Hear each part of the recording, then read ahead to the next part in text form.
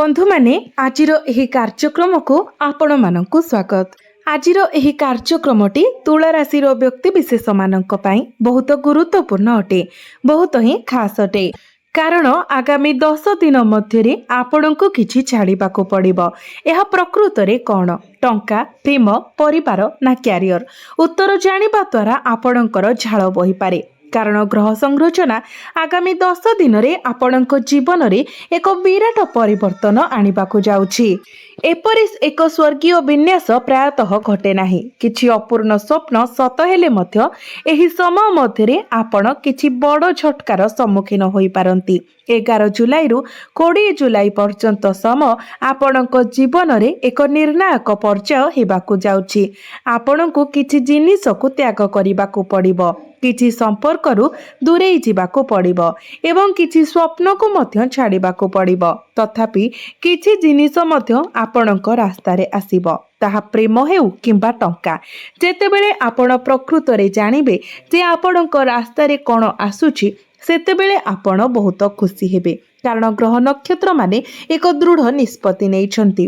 पछकु फेरी चाहिले आपण माने गत किछि वर्ष मध्यरे बहुत किछि हराइछंती। समय, टंका, संपर्क एवं स्वप्न मध्य सबु किछि खसी जाइछि। किंतु एबे किछि गुरुत्वपूर्ण हासिल करिबार समय आसीछि।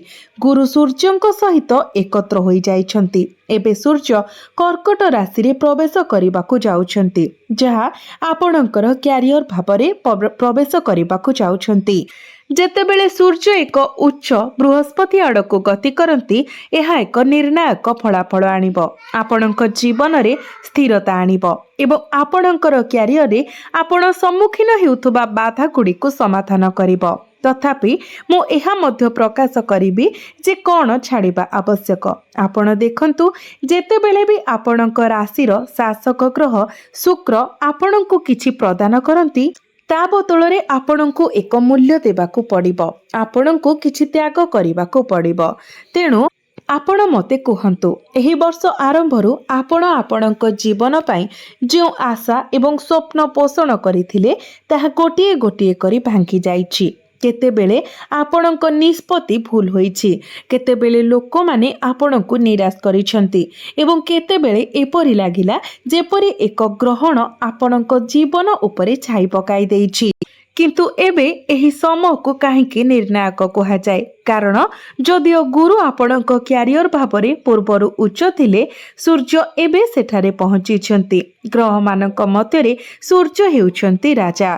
किंतु तुला राशि रे सूर्य को दुर्बल बोली माना जाई थाए। तो आपणଙ୍କ राशि पई वर्तमान यह एक वरदान प्रमाणित हेबाकु जाउछि।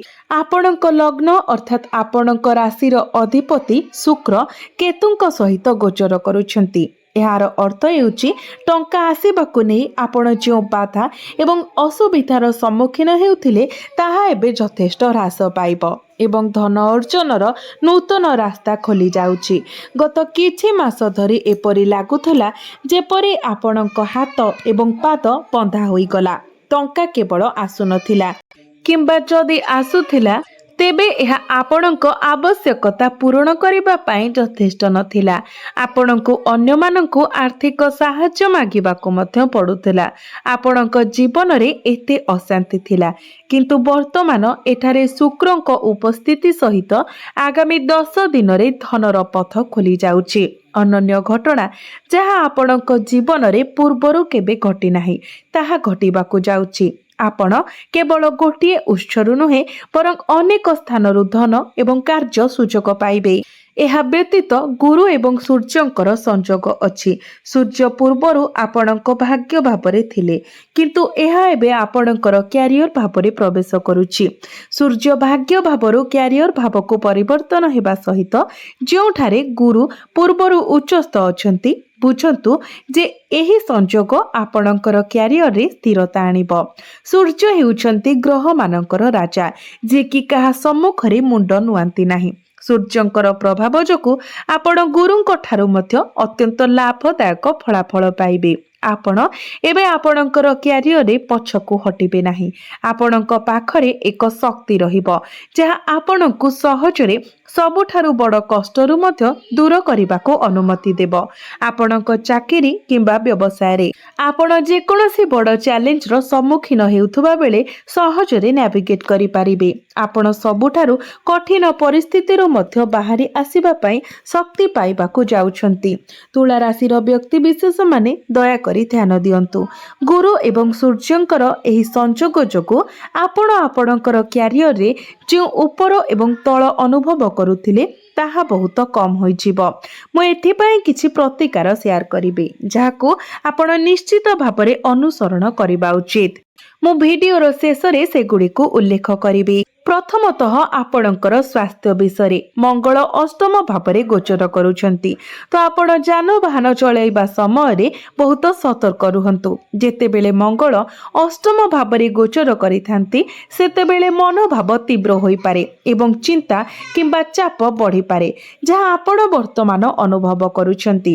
ଆପଣ ରାତିରେ ଅଧିକ ଚିନ୍ତା କରୁଥିବେ କିମ୍ବା ଅଯଥା ଚିନ୍ତା କରୁଥିବେ, ତଥାପି ଦୟାକରି ସତର୍କତାର ସହିତ ଗାଡ଼ି ଚଳାନ୍ତୁ ଏବଂ ଅନାବଶ୍ୟକ ବିପଦ ନେବାରୁ ଦୂରେଇ ରୁହନ୍ତୁ। ଆପଣ ନିଜର କ୍ରୋଧ ଉପରେ ନିୟନ୍ତ୍ରଣ ରଖନ୍ତୁ। ଘରେ ଏପରି ପରିସ୍ଥିତି ହୋଇପାରେ ଯେଉଁଠାରେ ଆପଣଙ୍କର କଥାକୁ କମ୍ ଗୁରୁତ୍ୱ ଦିଆଯାଇପାରେ, ଯାହା ଆପଣଙ୍କର କ୍ରୋଧକୁ ଉତ୍ତେଜିତ କରିପାରେ। ସେହି କ୍ରୋଧରେ କାର୍ଯ୍ୟ କରିବା ଦ୍ୱାରା ନିଜକୁ କ୍ଷତି ପହଞ୍ଚାଇପାରେ। ତେଣୁ ଦୟାକରି ଆପଣଙ୍କର ସ୍ୱାସ୍ଥ୍ୟ ପ୍ରତି ସତର୍କ ରୁହନ୍ତୁ। ଏହା ବ୍ୟତୀତ ବୁଧ ବର୍ତ୍ତମାନ ଆପଣଙ୍କର ଭାଗ୍ୟ ଭାବରେ ବକ୍ରି ହେଉଛନ୍ତି କିନ୍ତୁ ନିଜ ରାଶିରେ ଗୋଚର କରୁଛନ୍ତି, ଯାହା ଏହାକୁ ଯଥେଷ୍ଟ ଶକ୍ତି ଦେଉଛି। ଆପଣଙ୍କର ଭାଗ୍ୟ ଏବେ ଆପଣଙ୍କ ପାଇଁ ବହୁତ ଅନୁକୂଳ ଭାବରେ କାମ କରିବାକୁ ସ୍ଥିର ହୋଇଛି। ବୁଧ ନିଜ ରାଶିରେ ଥିବାରୁ ଶୁଭ ସଂକଳନ ସୃଷ୍ଟି ହେଉଛି, ଯାହା ସୂଚାଇ ଦିଏ ଯେ ଦୀର୍ଘ ସମୟ ଧରି ଅଟକି ରହିଥିବା କାର୍ଯ୍ୟଗୁଡ଼ିକ ଏବେ ସମାପ୍ତ ହେବାକୁ ଯାଉଛି। ମୁଁ ଆପଣଙ୍କୁ ପରାମର୍ଶ ଦେବି ଯେ ପୂର୍ବରୁ ବହୁତ କଷ୍ଟକର ମନେ ହେଉଥିବା କାର୍ଯ୍ୟଗୁଡ଼ିକୁ ସମାପ୍ତ କରନ୍ତୁ।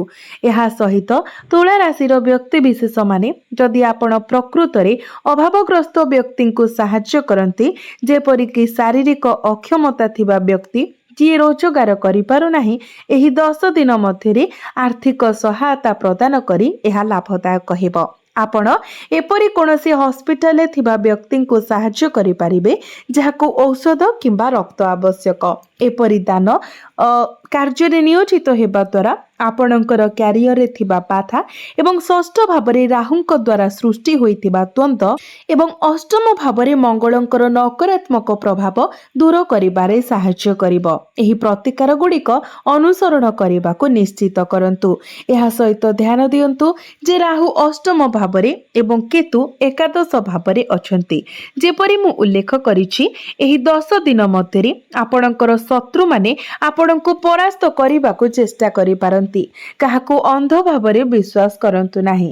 ଯଦି କେହି ଆପଣଙ୍କ ପାଇଁ ଏହା କିମ୍ବା ତାହା କରିବାକୁ ପ୍ରତିଶ୍ରୁତି ଦିଅନ୍ତି ଏବଂ ଆପଣଙ୍କର ବିଶ୍ୱାସ ମାଗନ୍ତି, ତେବେ ସେମାନଙ୍କୁ ତାହା ଦିଅନ୍ତୁ ନାହିଁ। ଆପଣଙ୍କୁ ଏହା ବିଷୟରେ ବିଶେଷ ସତର୍କ ରହିବାକୁ ପଡ଼ିବ। ଶେଷରେ ଶନି ଆପଣଙ୍କର ପଞ୍ଚମ ଭାବରେ ଅଛନ୍ତି। ଯେପରି ମୁଁ ପୂର୍ବରୁ ଉଲ୍ଲେଖ କରିଛି, 10 ଦିନର ବ୍ୟବଧାନ ପରେ ଶନି ଜୁଲାଇ 17 ତାରିଖରେ ବକ୍ରି ହୋଇଯିବେ। ତଥାପି ଆପଣଙ୍କର ପଞ୍ଚମ ଭାବରେ ଶନି ବକ୍ରି ହେବାର ପ୍ରଭାବ ପ୍ରକୃତ ପରିବର୍ତ୍ତନ ହେବା ପୂର୍ବରୁ ଆରମ୍ଭ ହୁଏ। ତ ଆଗାମୀ 10 ଦିନ ମଧ୍ୟରେ ପଞ୍ଚମ ଭାବରେ ଶନିଙ୍କ ପ୍ରଭାବ ବିଷୟରେ ଜାଣନ୍ତୁ ଯେ ଆପଣଙ୍କର ପ୍ରେମ ଜୀବନ ଯାହା ସ୍ଥିର ହୋଇଯାଇଥିଲା କିମ୍ବା ଯେଉଁଠାରେ ସମ୍ପର୍କ ଆଗକୁ ବଢ଼ିନଥିଲା, ଏବେ ଗତି ପାଇବାକୁ ଯାଉଛି। ଆପଣ ବିବାହ ସମ୍ବନ୍ଧରେ ନିଷ୍ପତ୍ତି ନେବାର ସମ୍ଭାବନା ଅଛି। ଆଗକୁ ବଢ଼ିବେ କି ନାହିଁ, ତେଣୁ ଏକ ନିର୍ଣ୍ଣାୟକ ଫଳାଫଳ ପାଇଁ ପ୍ରସ୍ତୁତ ରୁହନ୍ତୁ। ଆପଣଙ୍କର କ୍ୟାରିୟରକୁ ଆଗକୁ ବଢ଼ନ୍ତୁ। ଯଦି ଆପଣ କିଛି ପାଇଁ ପ୍ରସ୍ତୁତ ହେଉଛନ୍ତି, ତେବେ ନିଶ୍ଚିତ କରନ୍ତୁ ଯେ ଆପଣଙ୍କର ପ୍ରସ୍ତୁତି ସମ୍ପୂର୍ଣ୍ଣ ଅଛି, କାରଣ ଏହା ଅଧ୍ୟୟନ ଏବଂ ଶିକ୍ଷା ପାଇଁ ଏକ ଉତ୍ତମ ସମୟ। ଆପଣଙ୍କ ଶିକ୍ଷାରେ ଆପଣ ଅନୁଭବ କରୁଥିବା ବିଳମ୍ବ ଧୀରେ ଧୀରେ ଶେଷ ହେଉଛି, କାରଣ ଶନିଙ୍କର ବକ୍ରିଚଳନ ଆପଣଙ୍କର ସନ୍ତାନ ଏବଂ ଶିକ୍ଷା ଉଭୟ ସମ୍ବନ୍ଧୀୟ ପ୍ରସଙ୍ଗରେ ସ୍ଥିରତା ଆଣିବ। ପ୍ରକୃତରେ ଆପଣଙ୍କର ସନ୍ତାନମାନଙ୍କ ସହ ଜଡ଼ିତ ସମ୍ଭାବନା ମଜବୁତ ହେଉଥିବା ପରି ମନେ ହେଉଛି। ଏହା ସହିତ ଧ୍ୟାନ ଦିଅନ୍ତୁ ଯେ କେତୁ ଏବଂ ଶୁକ୍ର ଆପଣଙ୍କର ଆୟ ଭାବରେ ଅବସ୍ଥିତ। ରୋଜଗାର ପାଇଁ ନୂତନ ରାସ୍ତା ଖୋଲିଥାଏ। ତଥାପି ଆପଣଙ୍କର ଦ୍ୱାଦଶ ଭାବର ଅଧିପତି ବୁଧ ନିଜର ସ୍ୱରାଶିରେ ଗୋଚର କରୁଛନ୍ତି। ଯେହେତୁ ଦ୍ୱାଦଶ ଭାବଟି ଆନ୍ତର୍ଜାତୀୟ ମାମଲା କିମ୍ବା ବିଦେଶୀ ଭୂମି ସହିତ ଜଡ଼ିତ, ଆପଣ ବିଦେଶରେ ଏକ ପ୍ରମୁଖ ଉଦ୍ୟମ କରିବାକୁ ଚାହୁଁଥିବା ସମୟରେ ଏହା ଏକ ଅତ୍ୟନ୍ତ ଅନୁକୂଳ ସମୟ। ଯଦି ଆପଣ ପୂର୍ବରୁ ବିଦେଶରେ ଅଛନ୍ତି ଏବଂ ବ୍ୟବସାୟ ଆରମ୍ଭ କରିବାକୁ କିମ୍ବା ପଦୋନ୍ନତି ପାଇବାକୁ ଚାହୁଁଛନ୍ତି, ତେବେ ସମୟ ଉତ୍କୃଷ୍ଟ। ଆପଣଙ୍କ ପାଇଁ ବହୁତ ଶୁଭ ଗ୍ରହ ମିଶ୍ରଣ ଦୃଶ୍ୟମାନ ହେଉଛି। ଏହା ବ୍ୟତୀତ ଏହା କିଛି ଗୁରୁତ୍ୱପୂର୍ଣ୍ଣ ହାସଲ କରିବାର ସମୟ। ଗୁରୁ ଏବଂ ସୂର୍ଯ୍ୟଙ୍କର ସଂଯୋଗ ଆପଣଙ୍କୁ ଆପଣଙ୍କ କ୍ୟାରିୟରରେ ଉଚ୍ଚ ଲକ୍ଷ୍ୟ ରଖିବା ପାଇଁ ପ୍ରେରଣା ଦେଉଛି। ତଥାପି ଆପଣଙ୍କୁ ଏକ ବାଛିବାକୁ ପଡ଼ିପାରେ ଏବଂ ଗୋଟିଏ ଜିନିଷ ଛାଡ଼ିବାକୁ ପଡ଼ିପାରେ, କାରଣ ରାହୁ ଷଷ୍ଠ ଭାବରେ ଏବଂ କେତୁ ଏକାଦଶ ଭାବରେ ଅବସ୍ଥିତ। ସମସ୍ତଙ୍କୁ ମୋର ପରାମର୍ଶ ହେଉଛି ଯେ ଆପଣଙ୍କୁ କିଛି ପ୍ରାଥମିକତା ମଧ୍ୟରୁ ଗୋଟିଏ ବାଛିବାକୁ ପଡ଼ିବ। ଯେହେତୁ ପରିବାର କ୍ଷେତ୍ରର କର୍ତ୍ତା ମଙ୍ଗଳ ବର୍ତ୍ତମାନ ଅଷ୍ଟମ ଭାବରେ ଅବସ୍ଥିତ, ଆପଣଙ୍କୁ ଅନ୍ୟ ଏକ କ୍ଷେତ୍ରକୁ ପାଶୋରି ରଖିବା ସହିତ ଗୋଟିଏ କ୍ଷେତ୍ର ଉପରେ ତୀବ୍ର ଧ୍ୟାନ ଦେବାକୁ ପଡ଼ିବ। ଯଦି ଆପଣଙ୍କର ପରିବାର ଅଛି, ତେବେ ଆପଣ ବର୍ତ୍ତମାନ ପାଇଁ ଆପଣଙ୍କର କ୍ୟାରିୟରକୁ ପ୍ରାଥମିକତା ଦେବା ଉଚିତ ଏବଂ ପାରିବାରିକ ବିଷୟଗୁଡ଼ିକୁ ଟିକେ ପୃଷ୍ଠଭୂମିରେ ରଖିବା ଉଚିତ, କାରଣ କ୍ୟାରିୟର ସମ୍ଭାବନା ବହୁତ ଦୃଢ଼ ଦେଖାଯାଉଛି। ତଥାପି ପରିବାରର କର୍ତ୍ତା ଅଷ୍ଟମ ଭାବରେ ଥିବାରୁ ପରିବାର ମଧ୍ୟରେ ଉପର ପତନ କିମ୍ବା ଦ୍ୱନ୍ଦ୍ୱ ହୋଇପାରେ। ପରିସ୍ଥିତି ହଠାତ୍ ଏପରି ଭାବରେ ବଢ଼ିପାରେ ଯାହା ଆପଣଙ୍କୁ ଆପଣଙ୍କ କ୍ୟାରିୟର ଲକ୍ଷ୍ୟରୁ ବିଚଳିତ କରିପାରେ। ତେଣୁ ଏହି ସମୟ ମଧ୍ୟରେ ଆପଣଙ୍କୁ ମୁଖ୍ୟତଃ ଆପଣଙ୍କ କ୍ୟାରିୟର ଉପରେ ଧ୍ୟାନ ଦେବାକୁ ପଡ଼ିବ। ଆପାତତଃ ଘରୋଇ ବିଷୟଗୁଡ଼ିକୁ ଅଲଗା ରଖନ୍ତୁ ଏବଂ ଆପଣଙ୍କ ବୃତ୍ତିଗତ ପଥରେ ଧ୍ୟାନ ଦିଅନ୍ତୁ, କାରଣ ପରିସ୍ଥିତି ଅନୁକୂଳ ରହୁଛି। ଯେତେବେଳେ ଟଙ୍କା ଆସେ ଏବଂ ଜଣେ ବ୍ୟକ୍ତି ସଫଳତା ହାସଲ କରନ୍ତି, ପାରିବାରିକ ବିଷୟଗୁଡ଼ିକ ପ୍ରାୟତଃ ସ୍ୱୟଂଚାଳିତ ଭାବରେ ସ୍ଥିର ହୋଇଯାଏ। ତେଣୁ ବର୍ତ୍ତମାନ ଆପଣଙ୍କ କ୍ୟାରିୟର ଉପରେ ଧ୍ୟାନ ଦେବା ଅତ୍ୟନ୍ତ ଗୁରୁତ୍ୱପୂର୍ଣ୍ଣ। ମୁଁ ପୂର୍ବରୁ କହିଥିଲି ଯେ ଶନି ଆପଣଙ୍କର ପଞ୍ଚମ ଭାବରେ ଅବସ୍ଥିତ ଏବଂ ମୁଁ ଏହି ଭିଡ଼ିଓରେ ଶନିଙ୍କ ପାଇଁ ପ୍ରତିକାର ମଧ୍ୟ ସେୟାର କରିଛି। ତ ଆପଣମାନେ ନିଶ୍ଚିତ ଭାବରେ ପ୍ରତିକାର ଗୁଡ଼ିକୁ ଅନୁସରଣ କରନ୍ତୁ, ଯାହାଦ୍ୱାରା ଶନିଙ୍କର କୁପ୍ରଭାବ କମ୍ ହୋଇପାରିବ ଏବଂ ଆପଣଙ୍କୁ ଅଧିକ ମାତ୍ରାରେ ଶୁଭ ଫଳ ପ୍ରାପ୍ତି ହୋଇପାରିବ।